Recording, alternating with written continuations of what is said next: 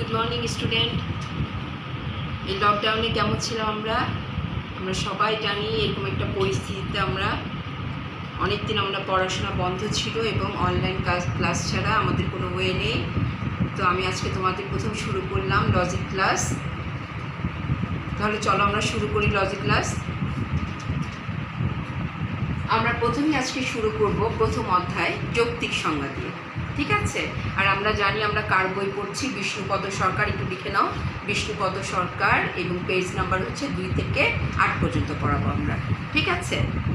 আচ্ছা, প্রথমে আমরা চলে যাই। তোমরা জানো যে লজিক মিস কীভাবে পড়ান তোমাদের। ছোটো ছোটো কোশ্চেনগুলো আগে জ্ঞানমূলকগুলো পড়তে হবে এবং তারপর আমরা অনুধাবন করব, ঠিক আছে? তাহলে প্রথমে বলি যৌক্তিক সংজ্ঞা কাকে বলে। যৌক্তিক সংজ্ঞা হচ্ছে কোনো পদের জাতর্থের সুস্পষ্ট বিবৃতি। অর্থাৎ আমরা জানি একটা পদের দুটো দিক আছে, একটা হচ্ছে ব্যক্তার্থ, আরেকটা হচ্ছে জাতর্থ। যেমন ধরো মানুষ পদের জাতর্থকে আমাদের সবার নিশ্চয়ই মনে আছে, ফার্স্ট ইয়ারে পড়েছি। মানুষ পদের জাতর্থ হচ্ছে জৈববৃত্তি এবং বুদ্ধিবৃত্তি।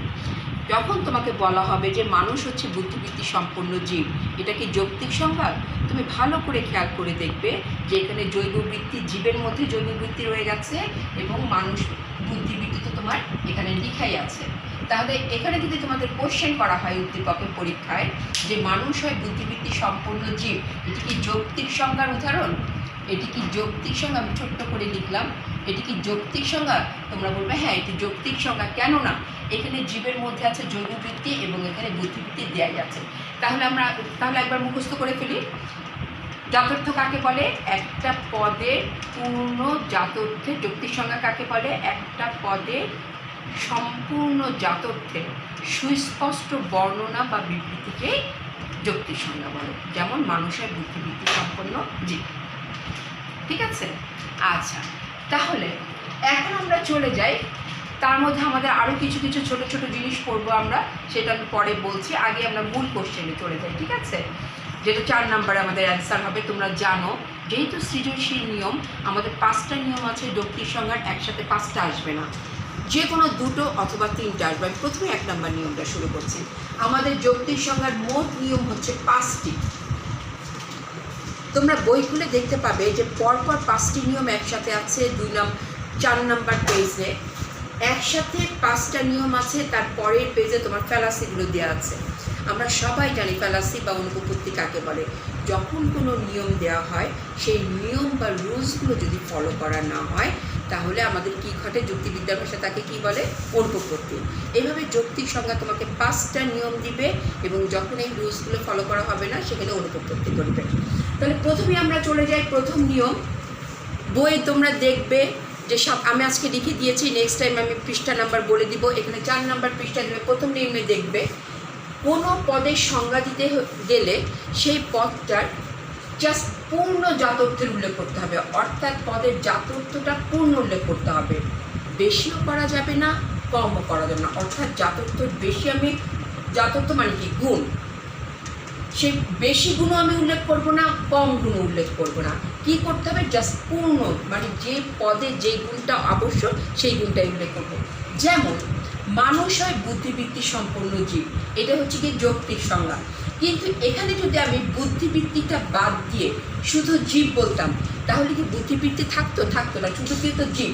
তাহলে আমি একটা সংজ্ঞা কি বলছি? একটা গুণ কম বলছি। মানুষ হয় জীব, তাহলে আমার একটা জাতর্থ অংশ নেই। আবার যদি বলি মানুষ হয় বুদ্ধিবৃত্তি সম্পন্ন দ্বিপদ জীব, তাহলে আমি একটা অতিরিক্ত গুণ বলছি। আমরা জানি এটা হচ্ছে অবান্তর লক্ষণ, এটা আমরা পরে পড়ছি।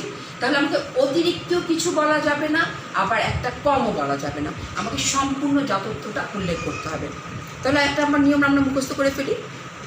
যখন আমরা কোনো পদের সংজ্ঞা দিব, পূর্ণ জাতর্থ উল্লেখ করবো, কমও করবো না, বেশিও করবো না। ক্লিয়ার? আচ্ছা, তাহলে চলে যাই। এই নিয়ম যদি আমরা লঙ্ঘন করি, অর্থাৎ আমি যদি কোনো বেশি গুণ উল্লেখ করি বা কম গুণের উল্লেখ করি, আমাদের চারটা অনুপপত্তি হবে।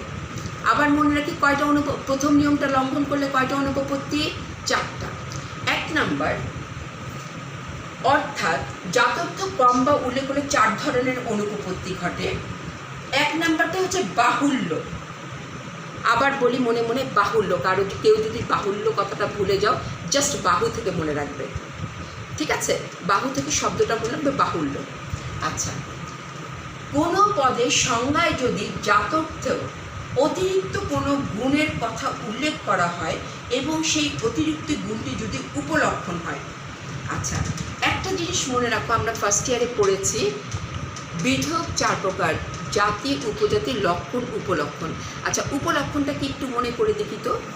যে গুণ জাতর্থর অংশ নয় কিন্তু জাতর্থ থেকে অনিবার্যভাবে আসে, সেটাও যদি আমরা ভুলে যাই জাস্ট মনে রাখো 1 নাম্বার নিয়ম আমরা কি পড়েছি, পূর্ণ গুণ উল্লেখ করতে হবে, কমও না বেশিও না।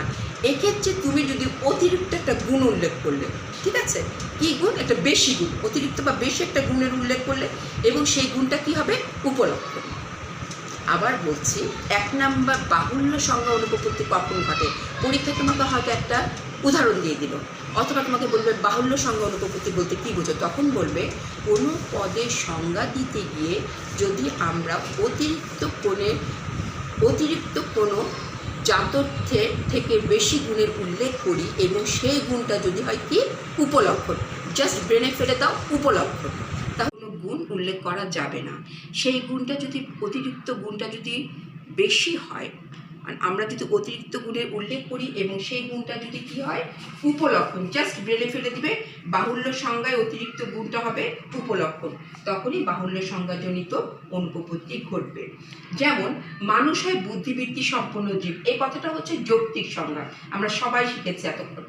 এখন যদি বলি মানুষ হয় বুদ্ধিবৃত্তি সম্পন্ন এমন জীব যে ভালো মন্দের বিচার করতে পারে, এই যে ভালো মন্দের বিচার করার ক্ষমতা, এটা হচ্ছে উপলক্ষণ।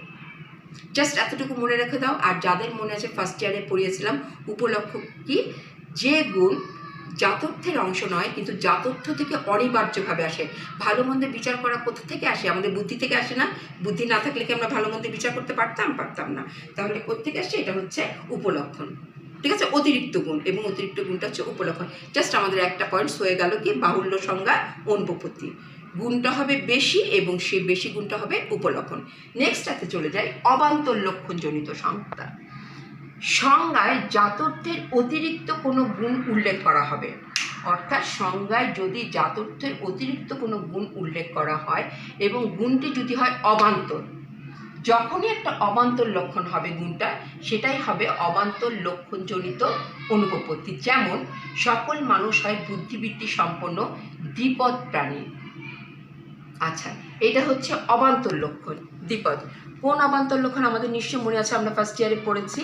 এটা হচ্ছে অবিচ্ছেদ্য, অর্থাৎ এই যে দুইটা পা, দ্বিপদ মানে কি, মানুষের, আমরা জানি মানুষের 2টো পা আছে এবং কোনো মানুষ থেকে এই 2টা পাকে বিচ্ছেদ্য করা যায় না, এটা হচ্ছে অবিচ্ছেদ্য অবান্তর লক্ষণ।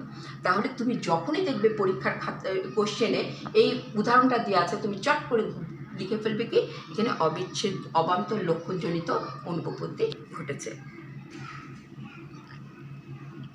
তাহলে আমাদের দুটো হয়ে গেল, একটা হচ্ছে 1 নাম্বার কি ছিল, বাহুল্যতে অতিরিক্তটা গুণটা হচ্ছে উপলক্ষণ, আর অবান্তর লক্ষণে অতিরিক্ত গুণটা হচ্ছে অবান্তর লক্ষণ হবে।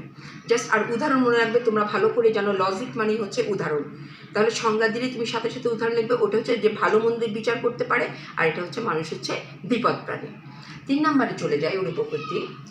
কোনো পদের সংজ্ঞা দিতে গিয়ে উক্ত পদের আসন্নতম জাতি ও বিভেদক লক্ষণ ছাড়াও অতিরিক্ত গুণ হিসেবে, আমরা 3 নাম্বার অনুপপত্তিতে আসছি।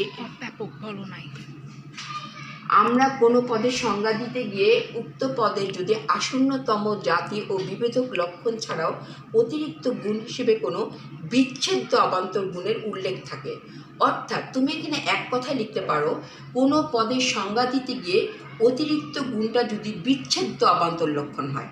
এখানে যেমন লিখেছ, কোনো পদের সংজ্ঞা দিতে গিয়ে অতিরিক্ত গুণটা যদি অবান্তর লক্ষণ হয়, ঠিক আছে, বা তুমি অবিচ্ছেদ্য অবান্তর লিখতে পারো। আর যখন বিচ্ছেদ্য অবান্তর লক্ষণ হবে, বিচ্ছেদ্য মানে কি, যেটা আলাদা করা যায়, যে গুণকে আলাদা করা যায় সেটাই হচ্ছে বিচ্ছেদ্য, তখন অব্যাপক সংজ্ঞাজনিত অনুপপত্তি ঘটবে। যেমন সকল মানুষ হয় বুদ্ধিবৃত্তি সম্পন্ন সভ্য প্রাণী। আচ্ছা, এই সভ্যটা কেন বলেছে, আমরা জানি এই পৃথিবীতে সব মানুষই সভ্য না, তাহলে এটা হচ্ছে বিচ্ছেদ্য, মানে মানুষ প্রাণীর মধ্যে এক শ্রেণী আছে সভ্য আর এক শ্রেণী হচ্ছে অসভ্য। সে কারণে এটা যেহেতু বিচ্ছেদ্য, তাহলে এটা কোন ধরনের? অব্যাপক। জাস্ট ব্রেনে ফেলে দিবে যে যখন তোমার পরীক্ষার খাতা দেখবে এই টাইপের কোনো গুণ আছে সভ্য বা শিক্ষিত, তোমাকে শিক্ষিত বলে, সবাইকে আমরা শিক্ষিত, শিক্ষিত না, সেটা হবে কি অব্যাপক, অর্থাৎ যেটাকে এক আলাদা করা যায়। তাহলে কি হচ্ছে? অব্যাপক সংজ্ঞা জড়িত অনুপপত্তি কখন? দেখো, মানুষ পদের সংজ্ঞা দিতে গিয়ে আসন্নতম জাতি ও লক্ষণ বিভেদকের সাথে সভ্য গুণটি উল্লেখ করায় মানুষ পদের ব্যক্তার্থ হ্রাস পেয়েছে। অর্থাৎ আমি যদি বলি মানুষ বললে মানুষ পদের ব্যক্তার্থ আমি শিখিয়েছি ফার্স্ট ইয়ার তোমাদের 3য় অধ্যায়ে। মানুষ পদের পুরো হবে কি? যদি সভ্যতা নীতির ভিত্তিতে ভাগ করি, সভ্য মানুষ, অসভ্য মানুষ। এখানে আমাদের সভ্য গুণটি উল্লেখ করেছি, শুধু আরেকটা অংশ উল্লেখ করিনি। তাই পদের ব্যক্তার্থটা কী আছে? ব্যক্তার্থ মানে হচ্ছে আমরা সবাই জানি পরিমাণ, পদের ব্যক্তার্থটা হ্রাস পেয়েছে, তাই হচ্ছে এটা অব্যাপক। জাস্ট আরেকটা জিনিস মনে রাখবে, যখনই ব্যক্তার্থ কমে যাবে তখনই হবে অব্যাপক, আর যখনই ব্যক্তার্থ বেশি হয়ে যাবে সেটা হয়ে যাবে অতিব্যাপক। ঠিক আছে, এখন আমরা অতিব্যাপকে চলে যাচ্ছি।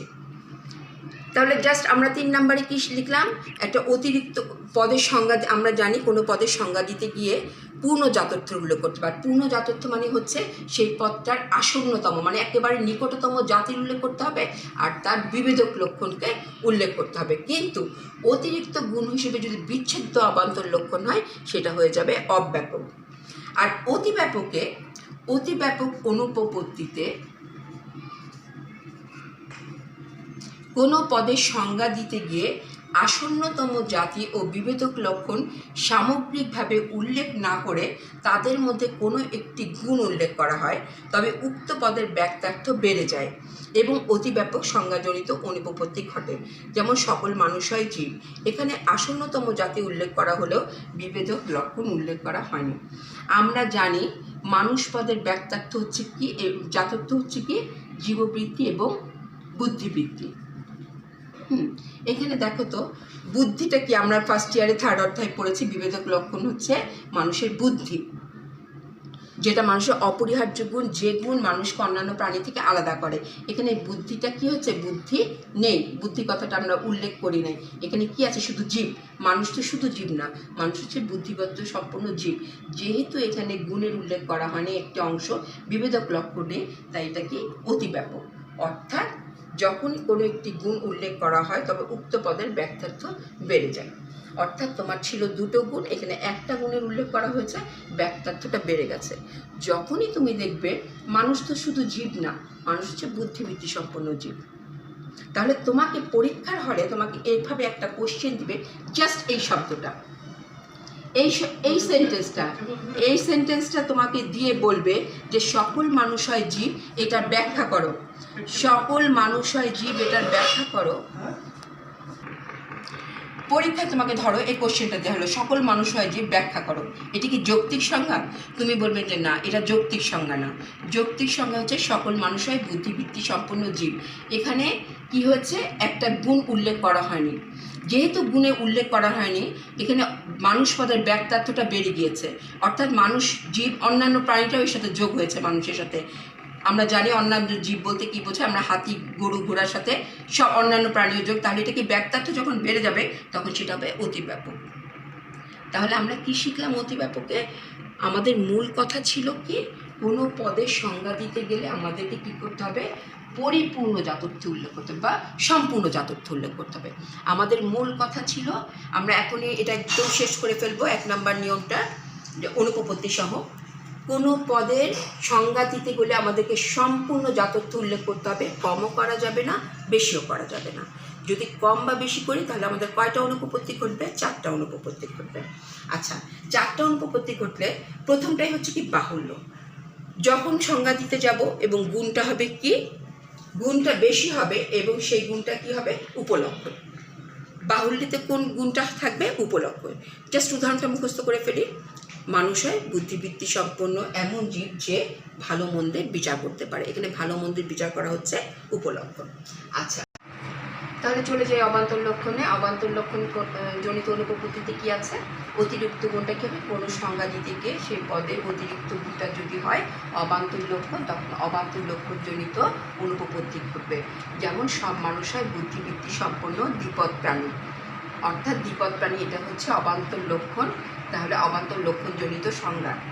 আর অব্যাপক সংজ্ঞায় কী করবো আমরা? যখন আমরা সংজ্ঞা দিতে গিয়ে আসন্নতম জাতি এবং বিভেদক লক্ষণ ছাড়াও আরেকটা অতিরিক্ত গুণ লিখব, এবং সেই অতিরিক্ত গুণটা কী হবে?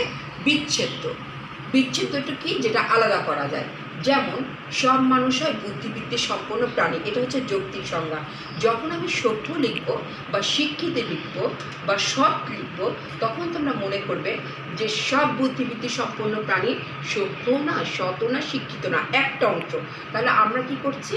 একটা অতিরিক্ত গুণ লিখছি, এবং সেই গুণটা কি হচ্ছে? বিচ্ছেদ্য। সব মানুষ হয় বুদ্ধিবৃত্তি সম্পন্ন সভ্য প্রাণী, তাহলে সভ্যটা হচ্ছে কি? অব্যাপক সংজ্ঞা। বিচ্ছেদ্য একটা শব্দ, সেজন্য এখানে কোন ধরনের অনুপপত্তি ঘটলো? সভ্য গুণটি উল্লেখ করায় মানুষ পদের ব্যক্তার্থটা কি হচ্ছে? হ্রাস পেয়েছে। যখনই দেখবে যে মূল পদের থেকে সংখ্যাটা কমে গেছে, সেটা হবে অব্যাপক। কখন হবে? ব্যক্তার্থটা কমে যাবে। আচ্ছা, অতিব্যাপকে কি হবে? ব্যক্তার্থটা বেড়ে যাবে। কখন বেড়ে যাবে? আমরা যখন কোনো পদের সংজ্ঞা দিতে গিয়ে তাদের মধ্যে একটা গুণ উল্লেখ করি, অর্থাৎ আমি জানি যে আছে ওখানে অতিরিক্ত দুটো গুণ বা তিনটি গুণ, সেখানে আমি কয়টা গুণ উল্লেখ করছি? একটা গুণ উল্লেখ করছে। অর্থাৎ আমরা জানি পূর্ণ জাতর্থ উল্লেখ করতে হবে, পূর্ণ গুণ উল্লেখ করতে হবে। পূর্ণ গুণ উল্লেখ না করে আমরা একটা অংশ উল্লেখ করছি, তখন সেখানে হবে অতিব্যাপক। অর্থাৎ কি করছি? সংখ্যাটা সকল মানুষ হয় জীব। আমি যদি সকল মানুষকে শুধু জীব বলি, জীবের মধ্যে শুধু মানুষ পড়ে না, জীবের মধ্যে কি হচ্ছে? অন্যান্য প্রাণীও আছে। তাহলে আমার কি হচ্ছে? বিভেদক লক্ষণ। এখানে আসন্নতম জাতি উল্লেখ করা হলো, এখানে জাস্ট মানুষের আসন্নতম জাতি কে? জীব, কিন্তু মানুষের বুদ্ধিটা অর্থাৎ বিভেদক লক্ষণ উল্লেখ করা হয় নাই। তাহলে এটা কোন ধরনের অনুপপত্তি? অতিব্যাপক। তাহলে আমরা দেখলাম যে টোটাল 1 নাম্বার নিয়ম লঙ্ঘন করলে কি কি অনুপপত্তি ঘটে? একটা হচ্ছে বাহুল্য, দুটা হচ্ছে অবান্তর লক্ষণ জনিত, 3 হচ্ছে অব্যাপক, 4 হচ্ছে অতিব্যাপক। তাহলে আমরা আর কি করবো? আরেকটা জিনিস আমরা আরেকটা ছোট্ট করে মনে রাখার জন্য জাস্ট মনে রাখবে, প্রথম নিয়মটা হচ্ছে পূর্ণ জাতর্থ উল্লেখ। যদি উল্লেখ না করি 1 নাম্বার হবে বাহুল্য। বাহুল্য কখন হয়? অতিরিক্ত গুণ হবে, এবং অতিরিক্ত গুণটা হবে কি? উপলক্ষণ। ঠিক আছে, অতিরিক্ত গুণটা হবে উপলক্ষণ। উদাহরণটা মুখস্থ করে ফেলি। মানুষ হয় বুদ্ধিবৃত্তি সম্পন্ন এমন প্রাণী যে ভালো মন্দের বিচার করতে পারে। জাস্ট ভালো মন্দের বিচারের নিচে তুমি উপলক্ষণ লিখে দিলে, হয়ে গেল। 2 নাম্বারে তুমি কি করলে? যে অবান্তর লক্ষণ জনিত সংজ্ঞায় তুমি কি করলে? পূর্ণ জাতর্থ উল্লেখ করা হয়, এবং সেই গুণটি যদি হয় অতিরিক্ত কোনো গুণ উল্লেখ করবে পূর্ণ জাতর্থ থেকেও, এবং সেই গুণটি হবে অবান্তর লক্ষণ। জাস্ট উদাহরণটা মুখস্থ করে ফেলো। সকল মানুষ হয় বুদ্ধিবৃত্তি সম্পন্ন দ্বিপদ প্রাণী। তোমার ব্রেনেই কাজ করবে, দ্বিপদ প্রাণীটা হচ্ছে মানুষ একটা অবান্তর, অবিচ্ছেদ্য। আচ্ছা, অব্যাপক কখন হয়? কোনো পদের সংজ্ঞা দিতে গিয়ে আসন্নতম জাতীয় বিভেদক লক্ষণ তো তুমি উল্লেখ করলে, এছাড়া আরো অতিরিক্ত একটা গুণের উল্লেখ করলে, এবং সেই গুণটা কি হবে?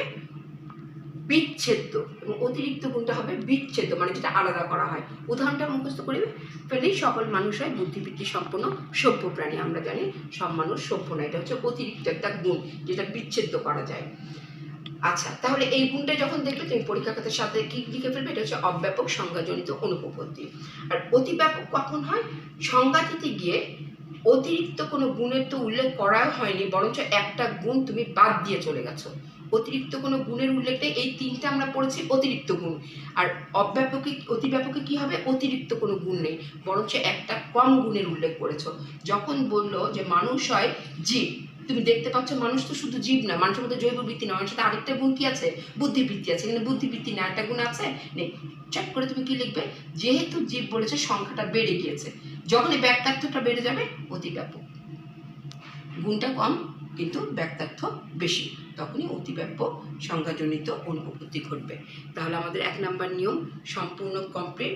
তবে তোমরা বইতে দেখবে কি 5টা নিয়ম একসাথে দেওয়া আছে, আর পরের পেজে পাশের পেজে দেওয়া আছে কি 5টা অনুপপত্তি। কিন্তু আমি তোমাদের সুবিধার জন্য একটা করে নিয়ম পড়াবো, অনুপপত্তি পড়াবো, ঠিক আছে? তো পরীক্ষার হলে তোমরা যেভাবে আসবে সেভাবে লিখে ফেলবে। তবে অবশ্যই হ্যাঁ, আমি আজকে 2 থেকে 8 নাম্বার পৃষ্ঠার মধ্যে পড়াবো, ঠিক আছে? তোমরা 2 থেকে 8 পৃষ্ঠার মধ্যে সব পেয়ে যাবে। তোমরা বইয়ের নাম সবাই ভালোই জানো, যে ফার্স্টের যে বিরাটের বই পড়ছে বিষ্ণুপদ সরকার, ঠিক আছে? ওনার বই কিনবে তোমরা, আমি আশা করবো। তোমরা জানো যে লজিক মিস দাগানো ছাড়া পড়ার না, ঠিক আছে? তোমরা বইটা কেন না তোমরা জানো, এটা যদি আমরা না দাগাই আমরা এমসিকিউতে কী করবো, আমরা খারাপ করবো। আচ্ছা, এর মধ্যে তোমাদের আরেকটা জিনিস তোমরা পেয়ে যাবে 2 নাম্বারের অ্যান্সারে। আমি এখানে লিখে দিচ্ছি সংজ্ঞা ও বর্ণনার মধ্যে পার্থক্য। সংজ্ঞা ও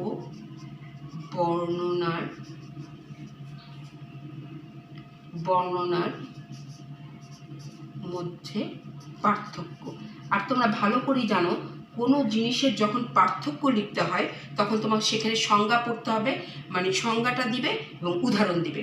এখানে সংজ্ঞা কাকে বলে, উদাহরণ, বর্ণনা কাকে বলে, উদাহরণ। আর তোমাদের আমি শিখিয়ে দিয়েছি এভাবে লিখবে, এভাবে করে লিখবে না, মাঝখানে ডিভাইড করে লিখবে, তাহলে সময় কম লাগে।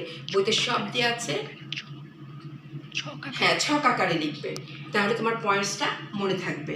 ওখানে তোমরা দেখতে পাবে সংজ্ঞা কি, আমরা তো পড়লামই, কোনো পদে পূর্ণ যথার্থের ব্যাখ্যা। আর বর্ণনা কি, বর্ণনা মানে কি, এই যে এতগুলো কথা আমি বারবার বললাম, এটা আমি বর্ণনা দিলাম। যেমন তোমাকে একটা উদাহরণ দিবে, মানুষ হয় হাত পা বিশিষ্ট বুদ্ধিবৃত্তি সম্পন্ন জীব। এই যে হাত পা বিশিষ্ট বলছে, এটাই হচ্ছে বর্ণনা, ঠিক আছে?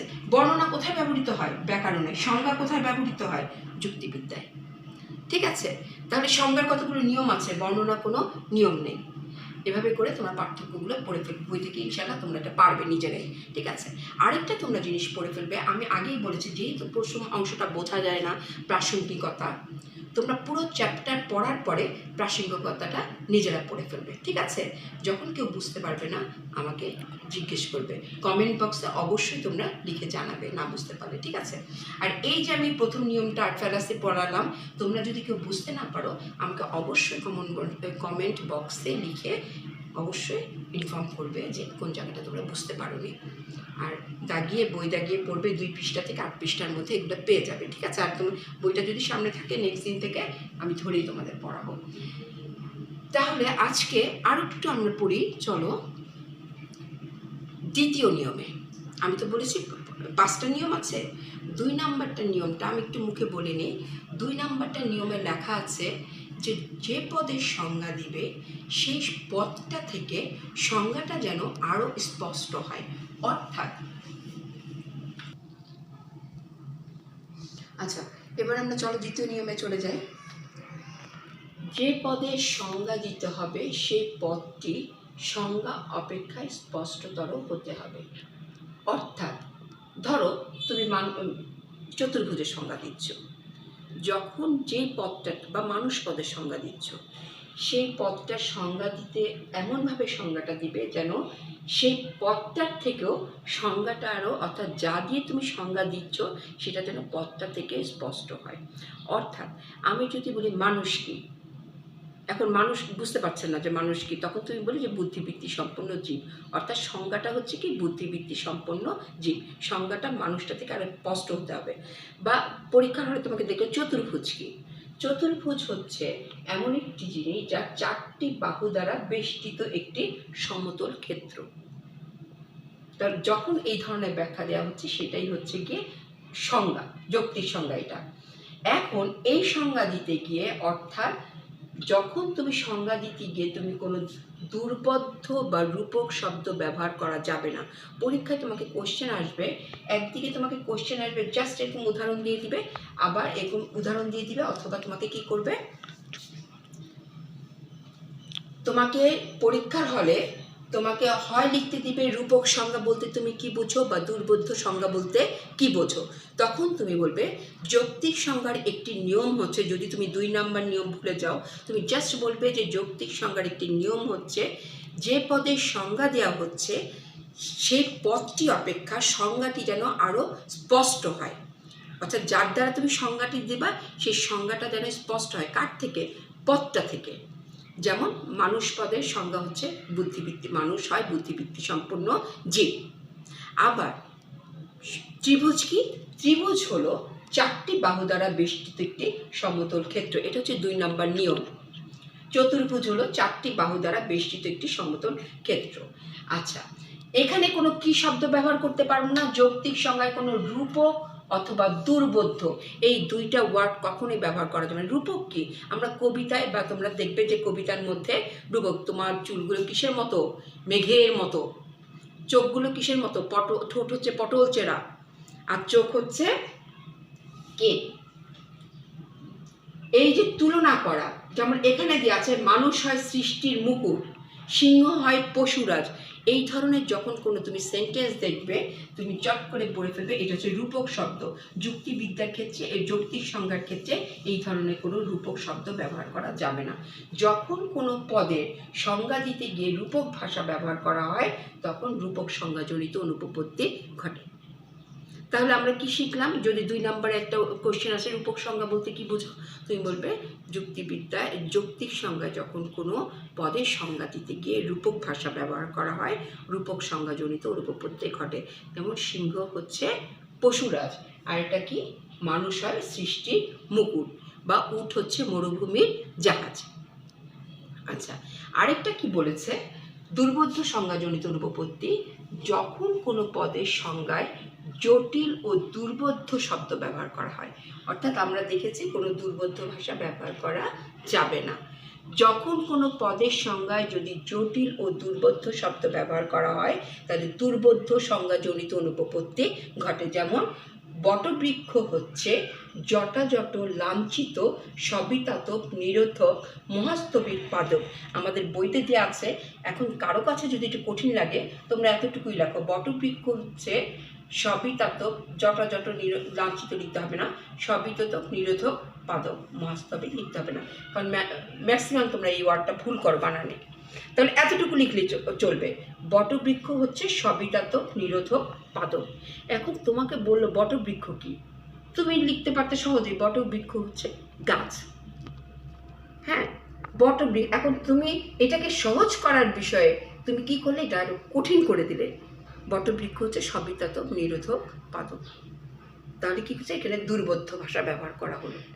আর কোন ধরনের অনুপপত্তি ঘটলো? দুর্বোধ্য সংজ্ঞাজনিত অনুপপত্তি। তাহলে আমরা 2 নম্বর নিয়মে কি শিখলাম স্টুডেন্টরা? তাহলে 2 নম্বর নিয়মে শিখলাম কি? যে পদের সংজ্ঞা দেওয়া হবে সেই পদটি অপেক্ষা সংজ্ঞাটি হবে কি আরো স্পষ্ট। ঠিক আছে? সংজ্ঞায় কোনো কি শব্দ ব্যবহার করা যাবে না? রূপক বা দুর্বোধ্য ভাষা ব্যবহার করা যাবে না। যদি রূপক বা দুর্বোধ্য ভাষা ব্যবহার করি তাহলে রূপক ভাষা ব্যবহার করলে রূপক সংজ্ঞাজনিত অনুপপত্তি, আর দুর্বোধ্য ভাষা ব্যবহার করলে দুর্বোধ্য সংজ্ঞাজনিত অনুপপত্তি ঘটবে। আগে তোমরা দেখবে বইয়ের পরের পৃষ্ঠাগুলোতে 8 পৃষ্ঠার শেষের দিকে, চ্যাপ্টারের শেষের দিকে অনেকগুলো উদাহরণ দেওয়া আছে। প্রথমে তোমরা 16টা উদাহরণ পাবে, পরে করে দেওয়া আছে তোমাদের 26টার মতো। ঠিক আছে? তাহলে ওইগুলো সবগুলো জাস্ট তোমরা যদি একটা সংজ্ঞা পারো, রূপক সংজ্ঞাটা কি মেন জিনিসটা পারো, বা দুর্বোধ্য সংজ্ঞাটা কি মেন জিনিসটা পারো, তাহলে তোমরা কি করবে? ওই যে কোনো একটা উদাহরণ দেখলেই তোমরা পেরে যাবে। তোমাদের কাজ হবে কি উদাহরণগুলো মুখস্থ করে ফেলা, তাহলে পরীক্ষায় কোশ্চেন আসলে যেন তোমরা আটকাতে না পারো। ঠিক আছে? আর তোমরা ভালো করেই মনে রাখো এই চ্যাপ্টার থেকে তোমরা অবশ্যই ফাইনালে একটা কমন পাবেই। প্রথম কোশ্চেনটাই থাকবে সেকেন্ড পেপারে যৌক্তিক সংজ্ঞা সংক্রান্ত। তাহলে আমাদের আজকে 2টা নিয়ম শেখা হয়ে গেল। তাহলে দুর্বোধ্য ভাষা কি? মানুষ হলো বটবৃক্ষ হচ্ছে সবিতাতক নিরোধক পাদক। আমি আরো দুর্বোধ্য শব্দ নেক্সট ক্লাসে দেখিয়ে দিব, পরবর্তী ক্লাসগুলোতে দেখিয়ে দিব। আর রূপক হচ্ছে কি? রূপক ভাষা সৃষ্টির মুকুট, পশুরাজ, মরুভূমির জাহাজ। ঠিক আছে? এগুলো শব্দ থাকলে রূপক সংজ্ঞাজনিত অনুপপত্তি ঘটবে। তাহলে আজকে আমরা কি শিখলাম? আমরা শিখলাম যে যৌক্তিক সংজ্ঞা কাকে বলে। যৌক্তিক সংজ্ঞার 5টা নিয়ম আছে, 5টা নিয়মের মধ্যে, তাহলে ঠিক আছে, যৌক্তিক সংজ্ঞার 5টা নিয়ম যদি আমরা লঙ্ঘন করি, প্রথম নিয়ম লঙ্ঘন করলে 4টা অনুপপত্তি ঘটে। ঠিক আছে? 4টা অনুপপত্তির মধ্যে 1 নম্বর কি ছিল? বাহুল্য সংজ্ঞা। 2 নম্বর ছিল কি? অবান্তর লক্ষণজনিত। 3 নম্বর ছিল অব্যাপক সংজ্ঞাজনিত। 4 নম্বর হচ্ছে অতিব্যাপক সংজ্ঞাজনিত। এটা হচ্ছে 1 নম্বর নিয়ম লঙ্ঘন করলে। আর 2 নম্বর নিয়মটা কি ছিল? কোনো পদের সংজ্ঞা দিতে গেলে সেই পদটি অপেক্ষা সংজ্ঞাটি হতে হবে স্পষ্ট। এখানে কোনো রূপক বা দুর্বোধ্য শব্দ ব্যবহার করা যাবে না। রূপক ভাষা ব্যবহার করলে রূপক সংজ্ঞা জড়িত অনুপপত্তি, আর দুর্বোধ্য ভাষা ব্যবহার করলে দুর্বোধ্য সংজ্ঞা জড়িত অনুপপত্তি। রূপক সংজ্ঞার উদাহরণ কি? উট হচ্ছে মরুভূমির জাহাজ, আর দুর্বোধ্যর কি? বটবৃক্ষ হচ্ছে সবিতাত্মক নিরোধক পাদক। ব্যাস, কোশ্চেন। তাহলে স্টুডেন্ট, আজকে এতটুকু পর্যন্তই। তোমরা সবাই ভালো থাকবে, নিরাপদে থাকবে, নিজের ঘরের বাইরে যাবে না, সামাজিক দূরত্ব বজায় রাখবে, প্রয়োজন ছাড়া কারোর সাথে প্রয়োজন ছাড়া ঘরের বাইরে বের হবে না, নিজের খেয়াল রাখবে, পরিবারের অন্যদিকে খেয়াল রাখবে, এবং নিয়মিত এখন থেকে, যেহেতু আমাদের অনেক দিন পড়ালেখা একটু দূরত্ব হয়ে গিয়েছিল, আমরা আবার নিয়মিত পড়াশোনায় আবার মনোযোগী হব। এবং অবশ্যই তোমরা কেউ যদি বুঝতে না পারো কমেন্ট বক্সে কমেন্ট লিখবে, ঠিক আছে? আজকে এই পর্যন্ত, নেক্সট ক্লাসে দেখাবে। ভালো থাকো, থ্যাংক ইউ।